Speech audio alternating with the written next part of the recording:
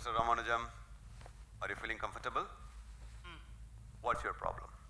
எங்க ஒரு சின்ன தப்பு நடந்தாலும் என்னால பொறுத்துக்க முடியல டாக்டர். டென்ஷன் ஆயிடுறேன். அப்ப என்ன பண்ணுவீங்க? என்னால என்ன பண்ண முடியும்? அப்செட் ஆயிடுவேன். அழுக வந்துரும். தலைவலி வந்துரும். மண்டையை வெடிச்சு போற மாதிரி. அப்ப என்ன ஆகும்? சட்டுன்னு எல்லாமே blank ஆயிடும். அப்புறம் என்ன நடக்குதுன்னு எனக்கு தெரியாது. முழிச்சு பார்க்கறப்போ வேற எங்கேயோ இருப்பேன். வேற ட்ரெஸ்ல வேற மாதிரி. ஒன்றும் கவலைப்படாதீங்க. என் கூட கோஆப்ரேட் பண்ணால் எல்லாம் சரியாயிடும். ராமானுஜம், இந்த டிஸ்கை ஒத்து பாருங்க. நல்லா ஒத்து பாருங்க. இமைகள் கொஞ்சம் கனமாகவும் அப்படியே லேசாக தூக்கம் வரும். 5 4 3 2 1. அம்பி, இப்போ மெல்ல மெல்ல உங்கள் வயசை குறைச்சிக்கலாமா? இப்போ உங்களுக்கு வயசு 16. நேத்து முதல் தடவை நந்தினி எங்க ஆத்துக்கு வந்தா. காப்பி பொடி கேட்டப்போ அவ கைவரல் எவ்வளவு பாட்டது. இப்போ உனக்கு வயசு 14. 9th படிக்கிறச்சு. டைஃபாய்டு 10.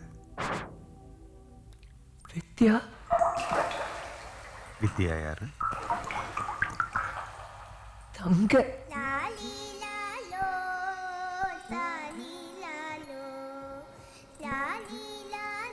ரொம்ப புத்திசாலி. அவன்னா எனக்கு உயிர். அன்னைக்கு காந்தி ஜெயந்தி பேச்சு போட்டி ஃபேன்சி ட்ரெஸ் காம்படிஷனுக்கு போயிருந்தோம். நல்ல ஜோனு மழை பெஞ்சு ஓஞ்சிருந்துச்சு. கலையிலே கலாச்சாரத்திலே சிறந்தது இந்தியாதான். அன்பிலே மனித நேயத்திலே உயர்ந்தது இந்தியாதான். என்னை இல்லை இந்த நாட்டில் இந்த மண்ணிலே பிறந்ததுக்காக நாம் அனைவரும் பெருமைப்பட வேண்டும்.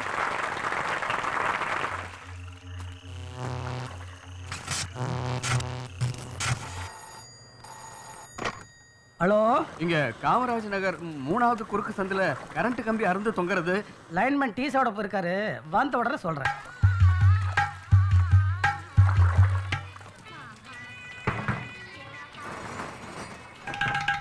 இண்டிஸ் ஓட்டிஸ் ரெண்டே பிராண்டு தான். குவார்டர் 50 ரூபா. என்ன அது பகல்கொள்ளையா இருக்குதே. இன்னைக்கு வியாபாரமே பண்ணக்கூடாது.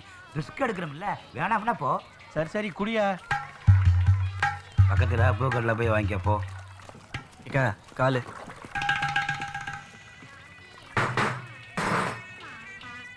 சார், இன்னைக்கு தான் கடை லீவ் ஆச்சே சார். சும்மா நடிக்காதரா. மூடி வச்சுட்டு பூக்கடையில் பிளாக்ல வைக்கிறது எனக்கு தெரியாதுன்னு நினைச்சிட்டியா? எடு எடு. நமது இந்தியாவை போல ஒரு நாடு எங்காவது உண்டா?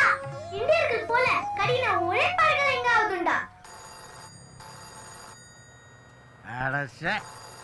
காந்தி ஜெயந்திக்கு எல்லாருக்கும் லீவ் விடுறானுங்க, நமக்கு மட்டும் விட மாட்டேன்றானுங்க. அதுவும் மழை காலம் வந்துட்டா போதும், 5 நிமிஷத்துக்கு ஒரு ஃபோன். கரண்ட் அங்கே கட்டு இங்கே கட்டு, உயிரை எடுக்கிறானுங்க. லைன்மேன் வந்தாச்சா இல்லையா? கம்பி அறுந்து தொங்குறதுங்க. ஹலோ,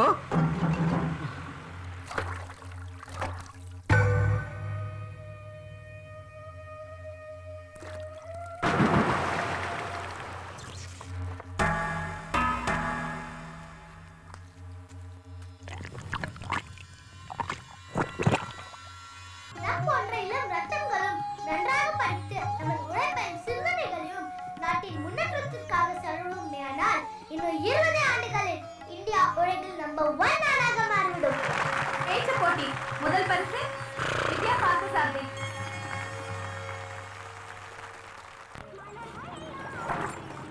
ரிஷாகர், என்ன நோண்டில போறீங்க? தப்பு.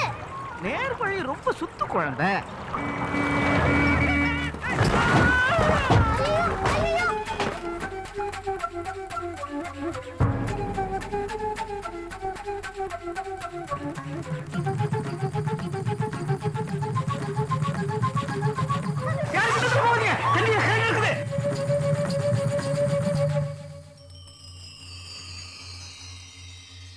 லாலி லாலோ தாலி லாலோ லாலி லாலோ தாலி லாலோ தலலாலிலோ லாலி லாலோ.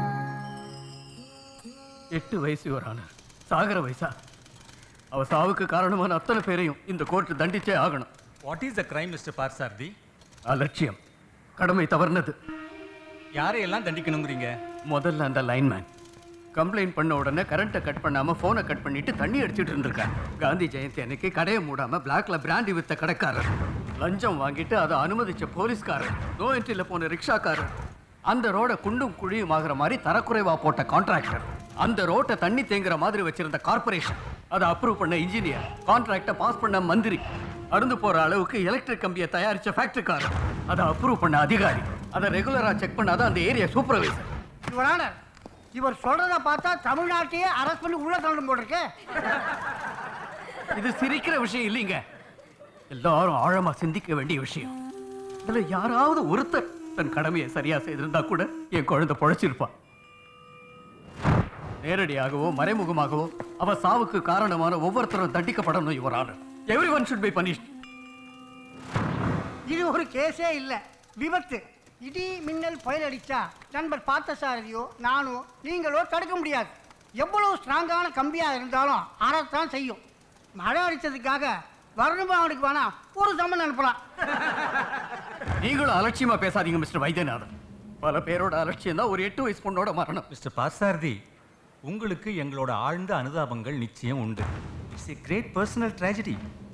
இயற்கையின் சீற்றத்துக்கு முன்னாடி மனித சக்தியால ஒண்ணுமே பண்ண முடியாது. இது ஒரு எதிர்பாராம நடந்த விபத்து. இதுக்காக குறிப்பா யாரையும் தண்டிக்க முடியாது. Case dismissed.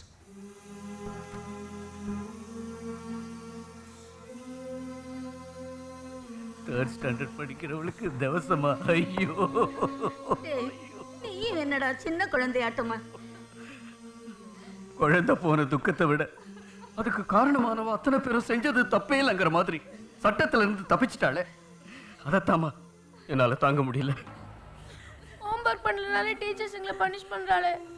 அவள்லாம் ஆஃபீஸ் ஒர்க்கே ஒழுங்கா பண்ணல. அவளுக்கு பனிஷ்மெண்டே கிடையாதா பாட்டி? அப்படி நினைக்காதடா அம்பி.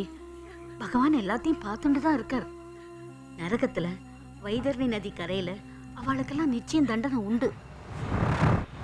என்ன தண்டனை பாட்டி? சித்திரகுப்தன்னு ஒருத்தன் நீ பண்ற நல்லது கெட்டது எல்லாத்தையும் யமலோகத்துல கணக்கு வச்சுட்டு இருப்பான். யம தர்மராஜா உத்தரவுப்படி அவா செஞ்ச பாவத்துக்கு ஏத்த மாதிரி அப்பப்போ தண்டனை கொடுத்துடுவான். உடம்பால செஞ்ச பாவங்களை உடம்பாலையும், சொல்லால செஞ்ச பாவங்களை சொல்லாலையும், மனசால செஞ்ச பாவங்களை மனசாலையும் தண்டனை அனுபவிச்சே ஆகணும்.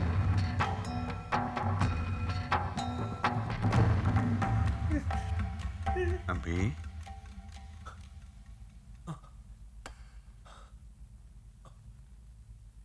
பல பேரோட அலட்சியத்தினால அன்னைக்கு என் தங்க செத்தா. அதே மாதிரி என்னோட அலட்சியத்தினால என்ன உயிருக்கு ஆபத்து வந்துடக்கூடாது. நான் எல்லா விஷயத்திலும் கரெக்டா இருக்கேன், பரிபூர்ண கன்ஃபார்மிஸ்டா மாறிட்டேன். ஆனா ஜனங்க பொறுப்பு இல்லாம, மனித அபிமானம் இல்லாம அலட்சியமா இருக்கிறத பாக்குறப்போ என்னால தாங்க முடியல டாக்டர்.